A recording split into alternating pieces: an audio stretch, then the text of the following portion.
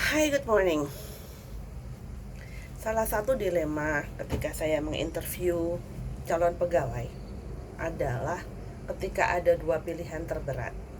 Yang satu lebih muda, tenaganya besar, butuh pekerjaan. Yang satu lebih tua, kena PHK sebelumnya, istrinya kena PHK, anaknya masih kecil-kecil, fisiknya tidak sekuat yang muda. Secara kebutuhan, yang muda lebih bisa mencari kesempatan di tempat lain, dimana harusnya kalau kita bicara asas humanisme, saya akan pilih yang tua. Tetapi faktanya saya butuh orang yang cukup kuat stamina-nya untuk bekerja. Ini memberi sebuah perenungan pada saya ketika saya tanya latar belakang kehidupannya. Dia bilang, dalam percakapan interview yang cukup panjang, dia bilang, iya bu, waktu saya muda saya mainnya kelamaan, sehingga sekarang saya baru sampai di tahap ini. Lagi-lagi balik kepada perasaan saya sebagai ibu, perasaan saya sebagai orang yang berkecimpung di dunia pendidikan. Anak laki-laki, hati-hati ya, jangan berpikir bahwa semua ini akan nyaman. Jangan pernah takut untuk keluar dari comfort zone. Kalau kita masih muda, kita menghabiskan waktu untuk nyaman. Let's say kita punya umur sampai berapa sih? Sampai umur 30-an kita nyaman, tapi kita diberi Tuhan umur sampai 70. So strugglingnya adalah 40 tahun. 30 tahun nyaman kan, 20 tahun masih dibantu orang tua. So 10 tahunnya kamu bernyaman-nyaman. Atau bahkan 30 tahun itu kamu masih dibantu orang tua dan masih bernyaman-nyaman. Tetapi 40 tahunnya kamu akan menderita.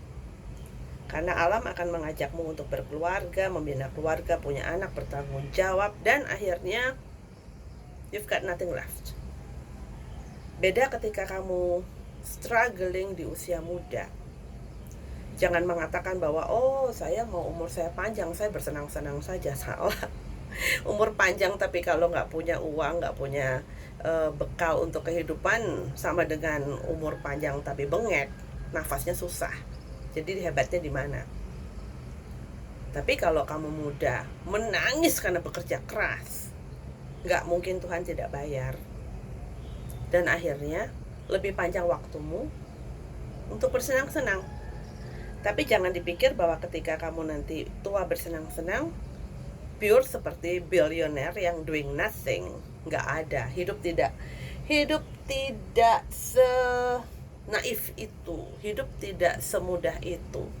Orang yang bersenang-senang sampai usia tua adalah orang yang tetap bekerja keras. Kenapa? Dan kenapa salahnya dengan bekerja keras selama kita masih bisa? Bapak saya mengatakan kepada adikku lanang, do anything, mau dibayar atau tidak dibayar, just do it, karena Tuhan yang membayar. Tentu dengan kapasitas kita sendiri. Bapak saya umur 75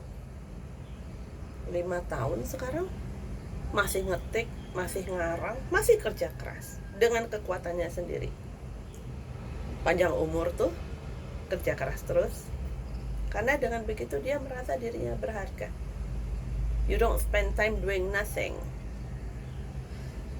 I feel sorry for the bapak yang saya interview. Akhirnya saya harus mengambil anak yang muda itu, dan saya bisa membayangkan betapa berat hidup dia. Sudah seusia saya, bahkan setahun lebih tua pada saya, makan tabungan. Semoga dia menjadi guru yang baik buat kita semua. Jangan sampai ya anak-anakku mengalami seperti dia. Laki-laki dan perempuan, terutama laki-laki. Kerja keras. Kerja keras tidak membuatmu pendek umur kok. Kerja keras membuatmu terhormat. Jadi kalau kamu sampai doing nothing, you better ask yourself, salahku di mana ya? Karena kalaupun tidak melakukan sesuatu tidak untuk uang, lakukan sesuatu untuk menolong orang. Bukan cuman hanya diam-diam saja atau bermimpi atau just do something. Do something. Karena Tuhan tidak tidur.